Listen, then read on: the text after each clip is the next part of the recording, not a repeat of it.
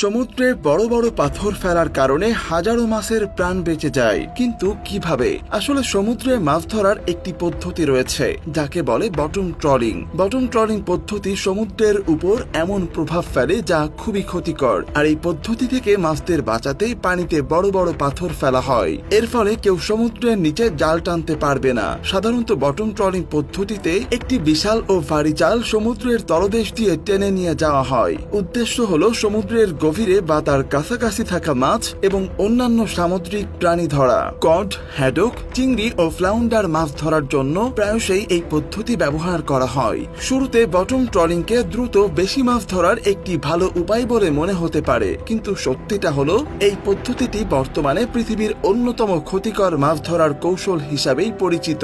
Bottom trolling এর জন্য যে জাল ব্যবহার করা হয় তা সাধারণত খুব চওড়া হয়। জালটিকে খোলা রাখার জন্য এর দুপাশে ট্রল ডোর থাকে। এগুলো সমুদ্রের মাটিতে গভীর দাগ কেটে বসে যায়। যখন জালটি সমুদ্রের তলদেশ দিয়ে টেনে নেওয়া হয় তখন এটি তার পথে যা কিছু পায় সবকিছু তুলে নেয়। শুধু মাছ নয়, প্রবাল, স্পঞ্জ এবং অন্যান্য সামুদ্রিক জীবও এর মধ্যে ধরা পড়ে। কিছু ক্ষেত্রে বটম ট্রলার চলার পর সমুদ্রের তলদেশ একদম সমতল ও খালি হয়ে যায়, অনেকটা মরুভূমির মতো দেখতে লাগে। এর ফলে এমন সব সামুদ্রিক পরিবেশ নষ্ট হয়ে যায় যা তৈরি হতে হাজার হাজার বছর লেগেছে।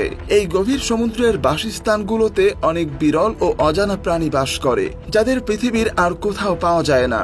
যখন একই জায়গায় বারবার বটম ট্রলিং করা হয় তখন এই সংবেদনশীল পরিবেশগুলো আর আগের অবস্থায় ফিরে আসার সুযোগ পায় না। বটম ট্রলিং এর আরেকটি বড় সমস্যা হলো বাইক্যাচ।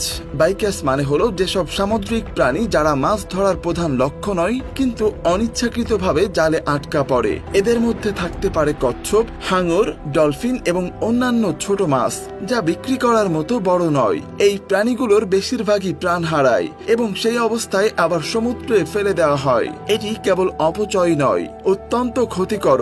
এর ফলে অনেক সামুদ্রিক প্রজাতির সংখ্যায় কমে যাচ্ছে এবং কিছু এলাকায় জেলেদের জন্য জীবন ধারণের মতো পর্যাপ্ত মাছ খুঁজে পাওয়া দিন দিন কঠিন হয়ে পড়ছে।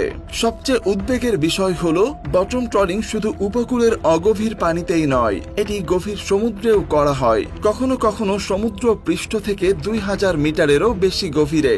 বিজ্ঞানীরা দেখেছেন যে এই গভীর সমুদ্র এলাকাগুলো প্রায়শই মানুষের নাগালের বাইরে থাকে এবং সেখানে নানা ধরনের বিরল জীবে পূর্ণ।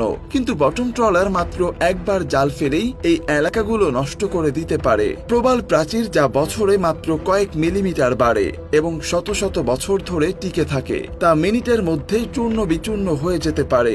একবার নষ্ট হয়ে গেলে এই সামুদ্রিক পরিবেশ মানুষের জীবদ্দশায় আর আগের অবস্থায় ফিরে আসতে পারে না।